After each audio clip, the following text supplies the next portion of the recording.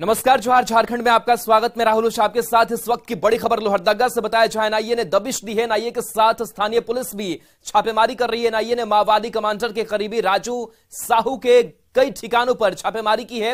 राजू के ठिकानों से एक पिस्टल, 6 कारतूस, जमीन और बैंक के कई कागजात बरामद किए गए हैं। सूत्रों की माने तो राजू ने 15 लाख के इनामी रविंद्र गंजू के करोड़ों रुपए अपने बिजनेस में इन्वेस्ट किए हैं, जिसके सबूत भी एनआईए के हाथ लगे हैं। फिलहाल एनआईए की टीम आगे की कार्रवाई में जुटी हुई है।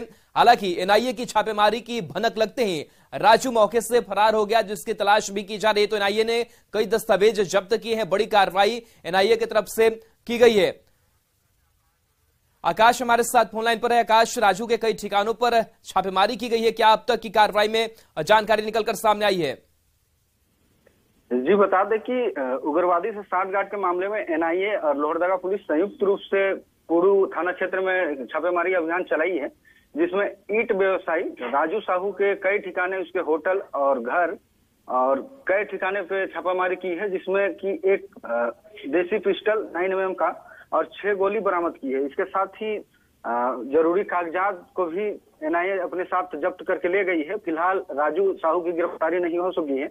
अब पुलिस लगातार उसकी गिरफ्तारी के लिए छापेमारी कर रही है। पहले भी एनआईए राजू साहू को गिरफ्तार कर एक बार जेल भेज चुकी थी, जिसके बाद बेल में राजू साहू बेल लेकर जमानत पर थे। रविंद्र गंजू के बिजनेस में भी करोड़ों की इन्वेस्टमेंट की बात सामने आ रही है। इसको लेकर के एनआईए की तफ्तीश किस तरीके से आगे बढ़ी है? जी, माओवादी के हार्डकोर नक्सली रविंद्र गंजू के से ही साठगांठ का मामला आ रहा है, लेकिन फिलहाल इस पर ना तो एनआईए कुछ बोल रही है, ना ही लोहरदगा पुलिस इस पर कुछ बोल पा रही है। चलिए, शुक्रिया आकाश तमाम जानकारी के लिए आपका।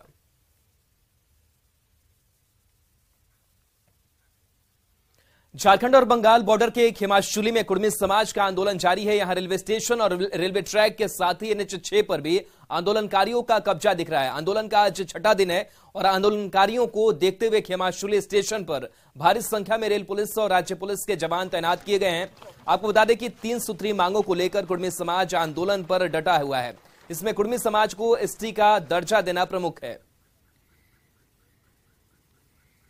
तो कुर्मी समाज का आंदोलन लगातार जारी है। कुर्मी समाज को आदिवासी का दर्जा देने की मांग लगातार की जा रही है और ऐसे में लगातार रेल चक्का जाम देखने को मिल रहा है। छठे दिन भी आंदोलनकारी रेलवे ट्रैक पर जमे हुए हैं और ये हटने का नाम नहीं ले रहे हैं। 3 सूत्री इनकी मांग है, जिसको लेकर के आंदोलन जारी है। तो कुर्मी को आदिवासी का दर्जा दिए जाने की मांग को लेकर झारखंड बंगाल से सटे रेलवे ट्रैक को प्रदर्शनकारियों ने जाम कर दिया है, जिसकी वजह से बोकारो स्टेशन से गुजरने वाली 33 ट्रेन को आज कैंसिल कर दिया गया है। ट्रेन कैंसिल होने से यात्री काफी परेशान नजर आ रहे हैं। बोकारो रेलवे स्टेशन में सन्नाटा पसरा हुआ है। जो लोग बाहर जाने के लिए स्टेशन पर पहुंचे थे, वहीं लोग स्टेशन में नजर आ रहे हैं। बोकारो स्टेशन का जायजा लेते हुए परेशान यात्रियों से बात की संवाददाता मृत्युंजय कुमार ने। परेशानी तो यात्रियों को होगी, काफी परेशानी है, यात्रियों को तो परेशानी है। आज किस कारण से ये जो कुस्तौर में बंदी है, फिर कोटशिला में जो बंद होने वाला है, इसके मद्देनजर ही बंद है। तब माने ये कोई आधिकारिक सूचना नहीं है कि कब तक? नहीं, ये तो हम लोग की जानकारी में कुछ नहीं है। साहब लोग ही बता पाएंगे कि कब तक कुछ बात हुई नहीं हुई। झारखंड बंगाल बॉर्डर पर कुर्मी को ST का दर्जा दिए जाने की मांग को लेकर लगातार चल रहे रेल रोको आंदोलन का बोकारो रेलवे स्टेशन में भी असर पड़ा है। आप देख सकते हैं कि बोकारो रेलवे स्टेशन से जो 33 जोड़ी ट्रेनें जो आवागमन के लिए हैं, वो पूरी तरह से आज कैंसिल हो गई है। वहीं अगर आद्रा डिवीजन की बात करें तो आद्रा डिवीजन में 72 जोड़ी ट्रेनों को रद्द किया गया है। आप बोकारो स्टेशन की तस्वीर देख सकते हैं, जिस प्रकार से यहाँ स्थिति है, लोग परेशान हैं। दिक्कत हो गई सर कि ट्रेन कैंसिल हो गई, तो हम लोग सोच रहे हैं कि किस तरह हम लोग जाए घर। कोई जानकारी पहले से? नहीं सर, जानकारी नहीं थी। क्या आप कैसे जाएंगे? नहीं जानकारी रहता कि ट्रेन कैंसिल है तो हम नहीं आते। हम लोग परेशानी हो गई? परेशानी बहुत हो गई है सर। ट्रेन कैंसिल हो गई, यही दिक्कत बड़ी है। फिर मेरा एग्जाम भी है परसों से 9th का। अब एग्जाम कैसे दे पाएंगे? तो कैसे जाएंगे? अब तो कोई उपाय निकालना पड़ेगा ना जाने का। दुमका के बासुकीनाथ मंदिर में आने वाले श्रद्धालुओं को सुविधा देने पर एक विशेष बैठक हुई। इसमें बासुकीनाथ मंदिर के सचिव सह दुमका एसडीओ की अध्यक्षता में मंदिर प्रबंधन से जुड़े कर्मी और पंडा पुरोहित मौजूद रहे।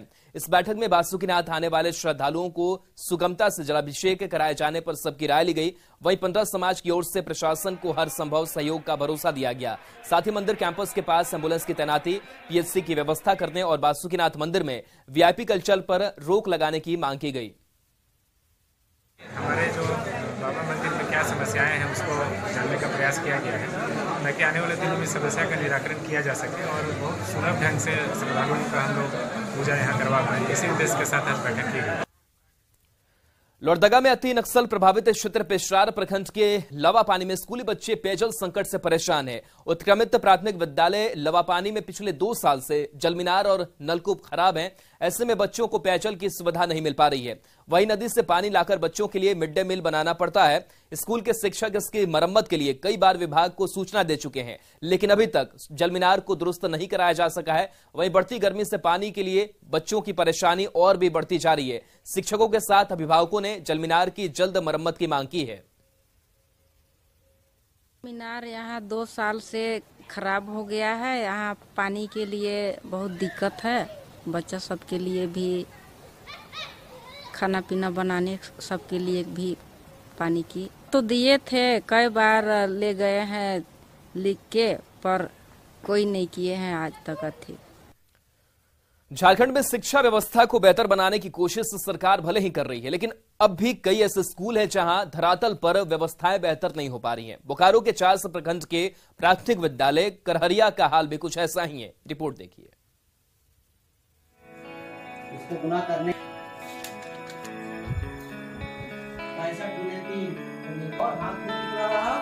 चास प्रखंड के प्राथमिक विद्यालय करहरिया के क्लासरूम में मास्टर साहब बच्चों को पढ़ाने में जुटे हैं, लेकिन आपको जानकर हैरानी होगी कि इनके कंधे पर कक्षा 1 से 5 तक के बच्चों को पढ़ाने की जिम्मेदारी है। अब मास्टर साहब 1 और कक्षाएं 5, ऐसे में बारी बारी से मास्टर साहब एक क्लास के बच्चों को जाकर पढ़ाते हैं। अब पढ़ाई कैसी होती होगी, किस स्तर की शिक्षा बच्चों को मिल पाती होगी, समझा जा सकता है। सभी क्लास में इस स्कूल में 1 to 5 का क्लास है। 2 कमरे में बैठाते हैं और 2 कमरे में पढ़ाई पठन पाठन होता है। एक क्लास में 4, 5 और 3 को एडजस्ट करते हैं, फिर 1 to 8 जगह एडजस्ट करते हैं। इस तरह से एडजस्ट करके पढ़ाना पड़ता है। बारी बारी से पढ़ाते हैं। एक क्लास को पढ़ाने के बाद दूसरे क्लास में जाते हैं, तब तक इन लोगों को कार्य देते हैं। तो सुना आपने बच्चों की पढ़ाई किस तरह से एडजस्ट करके हो रही है, क्योंकि इस शिक्षक की कमी से जूझ रहे इस स्कूल में कमरों की भी कमी है। मतलब ये कि कक्षाएं 5 और क्लासरूम सिर्फ 2 और मास्टर 1, क्या गजब का कॉम्बिनेशन है। और इस गजब के कॉम्बिनेशन में करीब 85 बच्चों की पढ़ाई हो रही है। सर, पढ़ाई में टीचर का कमी है और बिल्डिंग क्लास का भी कमी, तो टीचर नहीं है, इसलिए पढ़ाई में दिक्कत और टीचर होने से पढ़ाई अच्छा होता है। तो क्लास में बच्चा ज्यादा है, इसलिए तो दिक्कत होता है हमको। हाँ, हम लोग को बैठने में दिक्कत, नीचे बैठने में तो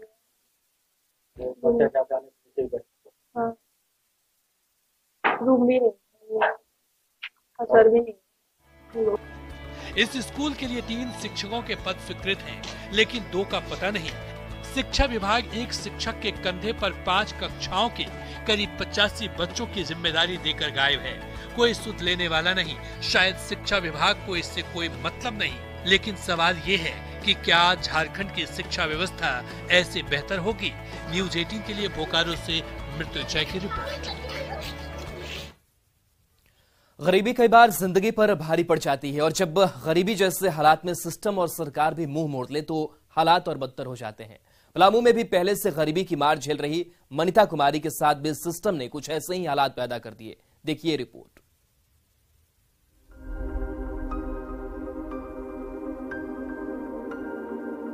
झोपड़ी नुमा इस कमरे में खाट पर लेटी मनीता जिंदगी की जंग लड़ रही है।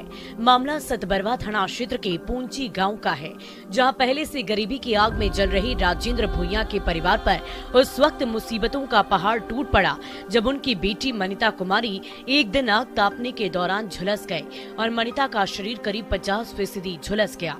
कुछ दिनों तक इलाज एक निजी अस्पताल में चला, लेकिन पैसे खत्म हो गए तो बेबस परिवार मनीता को घर ले आया, जहां वो करीब 1 महीने से अपने घर में खाट पर लेटी हुई है।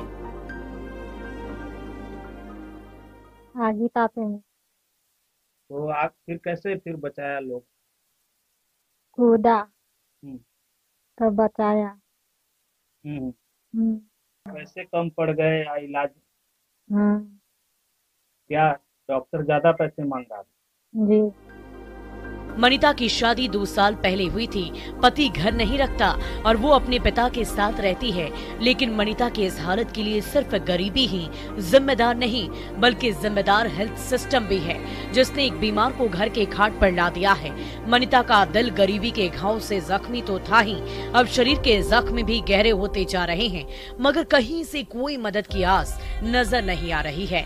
मनीता पूर्व सांसद मनोज भुइयां की भतीजी लगती है। परिवार ने उनसे भी गुहार लगाए, लेकिन मदद की कोई उम्मीद नजर नहीं आई। मेरे चाचा हैं, वो तो खुद जान रहे कि जले हुए हैं। हम जिस दिन फोन लगाए थे, मेरा अंकल एक को फोन नहीं उठाया है। कोई मदद नहीं मिला? कोई मदद नहीं मिला है। अब पूछे भी नहीं है अभी तक कि हाँ कैसे जल गई, कैसी है, नहीं है, वो भी नहीं पूछे हैं। और मनीता के पति का क्या? उसका पति जिस दिन जला हुआ था उस दिन कॉल किए तो हाँ वीडियो कॉलिंग में लगाए, उस दिन सिर्फ 2000 रुपया डाले हैं। उस दिन से कॉल भी नहीं किया। हम कॉल करते हैं तो कॉल कट कर देते हैं। अब सोचिए, एक परिवार जो पहले से ही गरीबी का दंश झेल रहा हो, उससे बीमार हेल्थ सिस्टम और फिर अपनों ने भी मुंह मोड़ लिया हो, उस पर क्या गुजर रही होगी। ऐसे में अब इस परिवार की नजरें उनकी ओर आने वाली मदद के हाथ पर टिकी हुई है। किसी तरह का कोई मदद नहीं मिल रहा है। यही वजह है कि मनीता आज भी खाट पर जिंदगी और मौत से जूझ रही है। हम भी लोगों से अपील करेंगे न्यूज़ 18 के माध्यम से कि जो सक्षम लोग हैं वो ऐसे बच्ची को मदद के लिए आगे हाथ बढ़ाए, ताकि इसका जिंदगी जो है वो बच सके। नीलकमल, न्यूज़ 18 पलामू। जामताड़ा में 200 साल पुराने सिरिस के पेड़ की कटाई शुरू हो गई। विकास के नाम पर इस पुराने पेड़ की अभी एक डाली काटी गई है। दरअसल जामताड़ा अनुमंडल कार्यालय में नया भवन बनाया जाना है, जिसे लेकर 1 साल के भीतर 2 बार इसका शिलान्यास भी हो चुका है। पहली बार मुख्यमंत्री ने साल 2022 में इसका ऑनलाइन शिलान्यास किया था, जिसके बाद मार्च महीने में विधायक डॉक्टर इरफान अंसारी ने इसका दोबारा शिलान्यास किया था। करोड़ों की लागत से इस भवन का निर्माण होना है, जिससे लेकर पुराने अनुमंडल कोर्ट भवन को भी तोड़ा जा रहा है। बुजुर्गों की माने तो कई पीढ़ियों को छांव देने वाले शिरिस का पेड़ अब इतिहास बनकर रह जाएगा।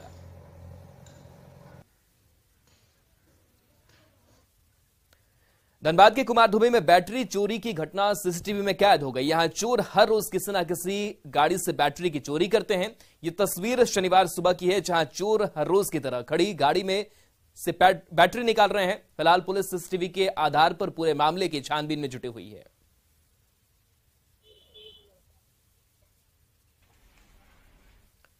रांची में चोरों का दुस्साहस इन दिनों अपने उफान पर है। स्थिति यह है कि चोर यहां के सरकारी दफ्तर को भी निशाने पर लेने लगे हैं। कोतवाली थाना क्षेत्र में चोरों ने शिक्षा विभाग के ऑफिस में हाथ साफ कर दिया। चोर परीक्षा कोषांग और उसके ठीक बगल में स्थित प्रज्ञा केंद्र में चोरी की वारदात को अंजाम दे गए। दोनों जगहों से चोरों ने प्रिंटर और स्कैनर चोरी कर ले गए। इस मामले को लेकर कोतवाली थाने में आवेदन दिया गया है। पुलिस फिलहाल मामले की जांच में जुटी है। क्या है ये पूरा मामला, इसे न्यूज़ 18 संवाददाता से समझ लेते हैं। रांची में इन दिनों चोरों का आतंक कुछ ज्यादा ही बढ़ गया है और अब वो सरकारी कार्यालय को भी नहीं बख्श रहे हैं। इस वक्त हम आपको दिखाने की कोशिश कर रहे हैं।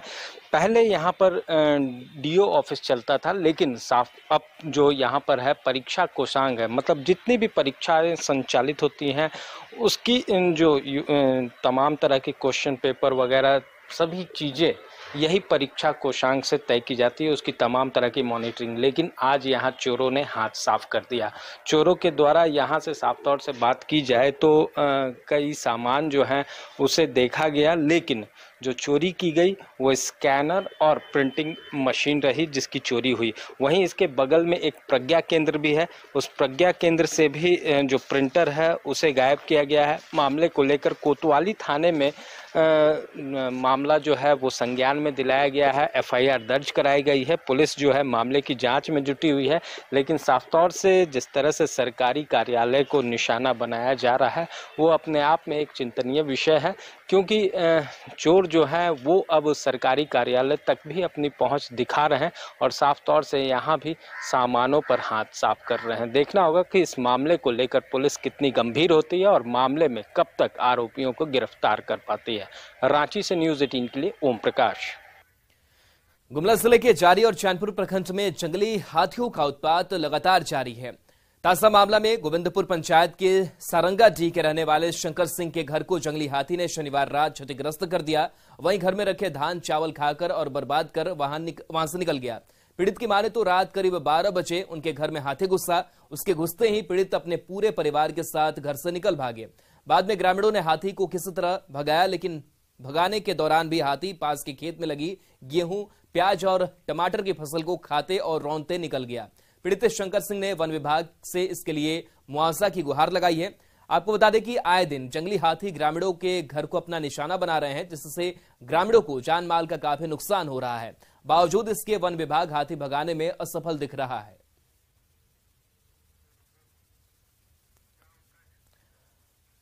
और इस बीच रांची से बड़ी खबर है, जहां पुलिस ने 5 आरोपी को पकड़ा है। सुखदेव नगर में फायरिंग की गई थी और इसी मामले में कार्रवाई हुई है। 2 बच्चों के विवाद में फायरिंग की गई थी। चुनाव से भी यह मामला जुड़ा हुआ है। पुलिस पूरे मामले का खुलासा करेगी। तो रांची से बड़ी खबर आपको दे, जहां पर पुलिस ने 5 आरोपियों को पकड़ा है। बता दें कि सुखदेव नगर में फायरिंग की गई थी और उसी मामले में एक्शन हुआ है। 2 बच्चों के विवाद में फायरिंग हुई थी और बताया यह भी जा रहा है कि चुनाव से जुड़ा हुआ यह मामला था जिसमें फायरिंग हुई थी। अब पुलिस पूरे मामले की कुछ छानबीन के बाद से खुलासा करने वाली है।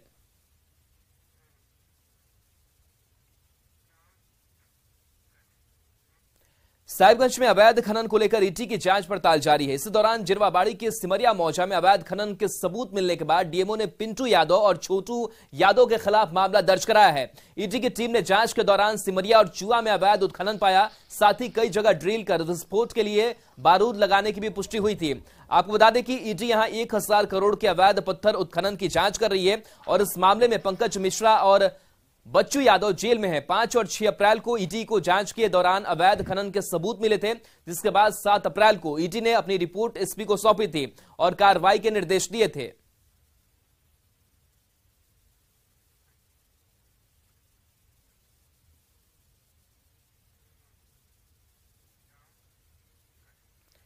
बीजेपी ने साहिबगंज में अवैध खनन के मुद्दे पर स्टेट स्पॉन्सर्ड करप्शन जारी रहने का आरोप लगाया है। बीजेपी प्रवक्ता ने कहा है कि ईडी ने औचक जांच में साहिबगंज में अवैध खनन जारी रहने की बात कही है। उन्होंने आरोप लगाया कि ईडी की अनुशंसा पर दर्ज एफआईआर में पूरे घोटाले के किंगपिन पंकज मिश्रा को ही बाहर कर दिया गया है, जबकि ईडी ने अपनी अनुशंसा में पंकज मिश्रा को ही घोटाले के मास्टरमाइंड बताया था। झारखंड में स्टेट स्पॉन्सर्ड करप्शन ने सारी सीमाएं तोड़ दी। साहिबगंज में 1000 करोड़ का माइनिंग स्कैम हुआ, ईडी की दबिश हुई, उसके बाद माइंस को सीज कर दिया गया और जिला प्रशासन को इस सीजर को अनुपालन करने का आदेश दिया गया ईडी के द्वारा। लेकिन उसके बावजूद उन्हीं माइंस में लगातार अवैध खनन होता रहा। ईडी की टीम ने जब वहां औचक निरीक्षण किया तो पाया कि अभी भी वहां माइनिंग हो रही है और विस्फोटक बरामद किए गए। इसके बाद ईडी ने एफआईआर करने के लिए जिला प्रशासन को और जो डीएमओ है उनको पत्र लिखा और पंकज मिश्रा को इसका किंगपिन बताया। लेकिन अधिकारी तो इस सरकार में सरकार के एजेंट हो गए और दल के एजेंट के जैसे काम कर रहे हैं। उन्होंने पंकज मिश्रा का नाम एफआईआर से हटा दिया। हालांकि एफआईआर में यह स्वीकार किया कि अवैध खनन हो रहा है और इससे सरकार को करोड़ों रुपए के राजस्व का नुकसान होता है। 11 अप्रैल को झारखंड बीजेपी की ओर से मुख्यमंत्री सचिवालय का घेराव किया जाएगा। इसकी तैयारियों का जायजा लेने बीजेपी के प्रदेश प्रभारी लक्ष्मीकांत वाजपेयी रांची पहुंचे हैं। प्रदेश प्रभारी ने दावा किया है कि सचिवालय घेराव की रणनीति तैयार हो चुकी है और उसी आंदोलन का हिस्सा बनने के लिए वे रांची पहुंचे हैं। उन्होंने कहा कि भ्रष्टाचार, महंगाई, बेरोजगारी, लॉ एंड ऑर्डर सहित नियोजन नीति को लेकर बीजेपी सरकार को घेरेगी। वहीं इसके जरिए जनता को ये संदेश भी दिया जाएगा कि झारखंड में बीजेपी ही एकमात्र विकल्प है। लोकतांत्रिक सरकार की खराबी इससे ज्यादा और क्या होंगी? भ्रष्टाचार है, बेरोजगारी का मुद्दा है, महिलाओं के साथ घटनाओं का मुद्दा है। कौन सा ऐसा मुद्दा? महंगाई है, जो मुद्दा इस सरकार के कार्यकाल में नहीं है। और इससे निजात पाने का हल है एक ही कि संवैधानिक तरीके से समय आने तक जनमत तैयार किया जाए और जनता का आशीर्वाद प्राप्त करके सरकार को पलटा जाए। हम जनता को ये एहसास करा पाएंगे कि विकल्प हम हैं और हम आपके साथ खड़े हैं। बीजेपी 11 अप्रैल को मुख्यमंत्री सचिवालय घेराव के कार्यक्रम को लेकर अपनी पूरी तैयारियों में जुटी हुई है। तो वहीं जिला प्रशासन और पुलिस प्रशासन भी अपनी तैयारियों में जुटा हुआ है। बैरिकेडिंग के साथ सुरक्षा बलों की भी प्रतिनियुक्ति की जा रही है। राज्य उपायुक्त के साथ साथ एसएसपी और प्रशासन की टीम ने प्रभात तारा मैदान के साथ साथ उन रास्तों का भी निरीक्षण किया। 11 अप्रैल को भाजपा, प्रदेश भाजपा के द्वारा एक बड़ा आंदोलन किया जा रहा है। प्रदेश भाजपा के द्वारा 11 तारीख को सचिवालय घेराव है, उसे लेकर बात की जाए तो जिला प्रशासन और पुलिस प्रशासन भी अलर्ट मोड में है। बता दें कि प्रभात तारा मैदान में तमाम जो भाजपा के कार्यकर्ता हैं वो जमा होंगे और वहीं से निकलकर सचिवालय की तरफ जाएंगे। इसे लेकर आपको बता दें कि बैरिकेडिंग भी की जा रही है। साफ तौर से इन बैरिकेड्स को लांघने पर पुलिस के द्वारा कार्रवाई की जाएगी, उन्हें रोकने के। और चलिए इसी के साथ इस बुलेटिन में इतना ही। बन रही है न्यूज़ 18 बिहार झारखंड के साथ। नमस्कार।